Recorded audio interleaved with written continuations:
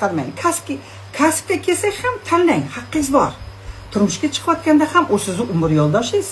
Bu bir mol bo'lsa ekan, masalan, uylanayotgan bolalarga men ko'pincha aytaman-da, bu umr yo'ldoshing, bu mol emas. Bozor kuni mol bozorga chiqib olib keldingda, qarab turib, bo'lmas ekan. Bu ishim bo'lmaydigan mol ekan. Keyingi bozor olib chiqib sotib yuboraman deydigan. Bu ayol-ku. Bu mol emas, molni liq-ku qizlar. Qo'y, mol masalan, olib keladi, yomon bo'lsa keyingi bo'lsa sotib yuboraman deydi, pul sotib yuboradi. Bu odam-ku. Shuning uchun uylanayotgan paytda odam yaxshilab hamma tomonlama bu meni umr yo'ldoshim, o'rtamizda muhabbat bo'lishi kerak.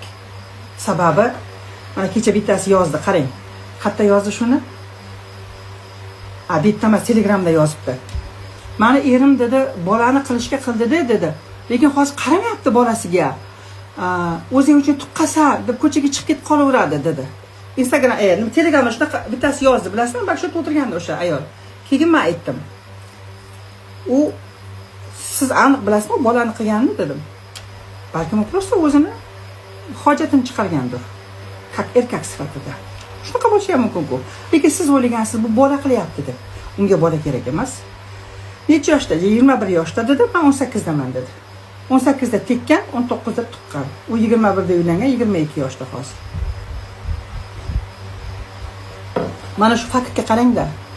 U o'zi bola-ku, 22 yoshda ko'chaga chiqib ketadi, qancha unga bola kerak emas. Siz o'ylaysizki, menga uylandi, demak bu bola qilyapti.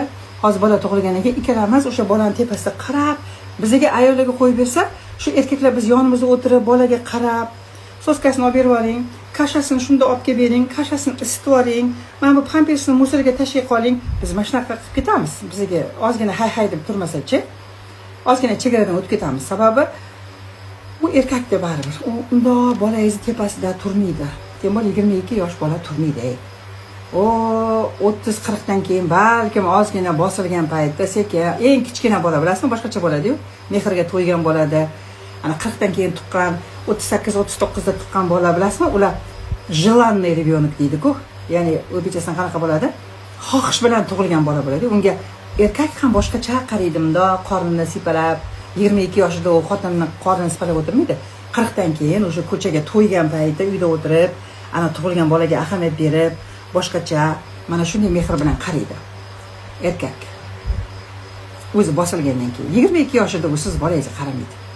O'zingiz tug'asiz, o'zingiz katta qilasiz, nerv bo'lasiz, bitta o'zimga kerakmi bola deysiz, teskari qarab yotasiz, bir ikki kun gapirmaysiz, keyin yana gapirasiz, itdek bo'lib tam so'ylaysizmi o'zini 3-chi kuni.